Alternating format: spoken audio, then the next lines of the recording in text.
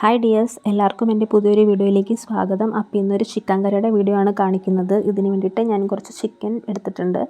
ഇതിലേക്ക് ഒരു 1.5 table spoon മുളക് പൊടി, 1 ടേബിൾ സ്പൂൺ മല്ലിപ്പൊടി, 1/4 ടീസ്പൂൺ മഞ്ഞൾപ്പൊടി, 1 ടേബിൾ സ്പൂൺ കുരുമുളക് പൊടി, കുറച്ച് ഗരം മസാലയും ആവശ്യത്തിന് ഉപ്പും കൂടി ചേർത്ത് നമുക്കിത് നന്നായിട്ടൊന്ന് പുരട്ടി ഒരു 2 മണിക്കൂർ ഇത് റെസ്റ്റ് ചെയ്യാൻ വയ്ക്കാം.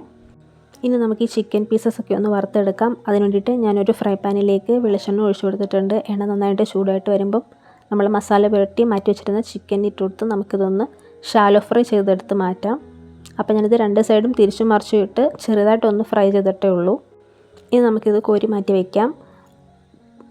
ചിക്കൻ കറി വെക്കാൻ വേണ്ടിയിട്ട് ഞാനിപ്പോൾ ഒരു പാത്രം അടുപ്പിൽ വെച്ചിട്ടുണ്ട്. അതിലേക്ക് നമ്മൾ ചിക്കൻ വറുത്ത എണ്ണ നമുക്ക് ഒഴിച്ചു കൊടുക്കാം. എണ്ണ ചൂടായി വരുമ്പോൾ നമുക്ക് ആവശ്യത്തിന് കടുക് ഇട്ട് കൊടുക്കാം. കടുക് ഇപ്പോൾ നന്നായിട്ട് പൊട്ടി വന്നിട്ടുണ്ട്. ഇതിലേക്ക് 3 സവാള ഉള്ളി ചെറുതായിട്ട് അരിഞ്ഞതും 3 പച്ചമുളക് നീളത്തിൽ കീറിയതും കൂടി ഇട്ട് കൊടുത്തിട്ടുണ്ട്. കുറച്ച് ഉപ്പും കൂടി ഇട്ട് നമുക്കിതൊന്ന് ചെറുതായിട്ടൊന്ന് വഴറ്റാം.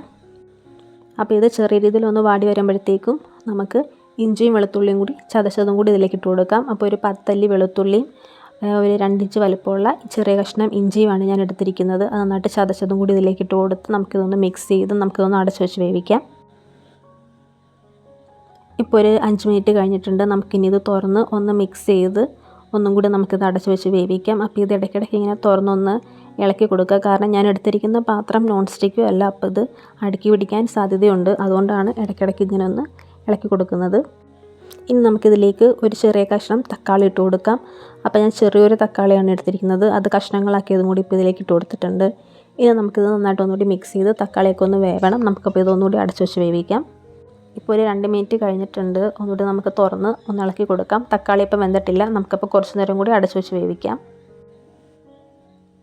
ഇപ്പോൾ തക്കാളി കഷ്ണങ്ങളൊക്കെ നന്നായിട്ട് വെന്തിട്ടുണ്ട്. നമുക്കിനി മസാലകൾ ചേർത്ത് കൊടുക്കാം. അപ്പം ഞാനിപ്പോൾ ഒരു 3 ടേബിൾ സ്പൂൺ അളവിൽ മുളക് പൊടി ചേർത്ത് കൊടുക്കുന്നുണ്ട്. അതുപോലെ 1.5 ടേബിൾ സ്പൂൺ മല്ലിപ്പൊടി ചേർത്ത് കൊടുത്തിട്ടുണ്ട്. അപ്പോൾ ആദ്യം നമുക്കിത് രണ്ടും കൂടി ഒന്ന് നന്നായിട്ട് മിക്സ് ചെയ്ത് കൊടുക്കാം. പൊടികളുടെയൊക്കെ പച്ചമണം നന്നായിട്ട് മാറണം. അപ്പോൾ പൊടികളൊക്കെ നമ്മൾ ഇട്ട് കൊടുക്കുമ്പോഴത്തേക്കും തീ എപ്പോഴും ലോ ഫ്ലെയിമിൽ തന്നെ വെക്കുക.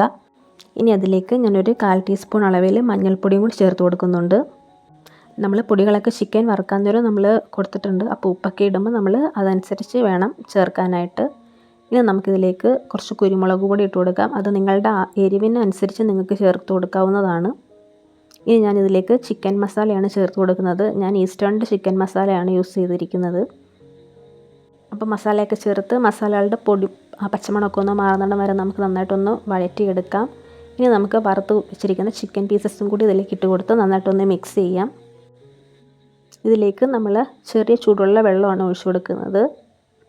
അപ്പോൾ നിങ്ങൾക്ക് വേണ്ടുന്ന ഗ്രേവിയുടെ അനുസരിച്ച് നിങ്ങൾക്ക് ഇതിലേക്ക് വെള്ളം ഒഴിച്ചു കൊടുക്കാവുന്നതാണ്. വെള്ളം ഒഴിച്ചു കൊടുത്ത് നമുക്കിതൊരു 10 മിനിറ്റ് വലിയ ഫ്ലെയിമിൽ വെച്ച് ആദ്യമേ ഒന്ന് വേവിക്കാം. അതിനുശേഷം പിന്നെ തീ കുറച്ചിട്ട് നമുക്കൊന്ന് വേവിക്കാം. അപ്പോൾ ഞാനിതൊന്ന് അടച്ച് വെച്ച് വേവിച്ചിട്ടുണ്ടായിരുന്നു. ഇതിപ്പം ചെറിയൊരു തീയിലേക്ക് ഞാൻ മാറ്റി വെച്ചിട്ടുണ്ട്.